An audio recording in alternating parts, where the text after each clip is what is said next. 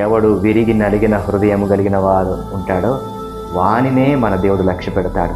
తెలుసా, మనం అనుకుంటున్నాము మన బాధలో, శ్రమలో, దుఃఖంలో, వేదనలో మనల్ని ఎవరు ఆదరించేవారు లేరు, ఎవరు పలకరించేవారు లేరు, ఎవరు మాట్లాడేవారు లేరు అని చాలా కృంగిపోతాం కదా.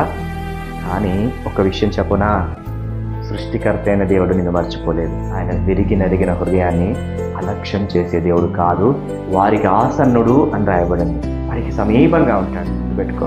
నువ్వు నిజంగా కన్నీటితో ఉన్నావా, నిజంగా బాధతో ఉన్నావా, కుమిలిపోతున్నావా, నిన్ను ఎవరు పట్టించుకోవట్లేదు, ఎవరు ఆదరించట్లేదని దీనావస్థలో ఉండి కన్నీటితో వేదనతో ఉన్నావా? అయితే నీ సృష్టికర్త, మన సృష్టికర్త ప్రభువైన యేసుక్రీస్తుల వారు నిన్ను పట్టించుకుంటాడు. ఆయన మర్చిపోయే దేవుడు కాదు, నీకు దూరంగా ఉండే దేవుడు కాదు, ఆయన అలక్ష్యం చేసేవాడు కాదు.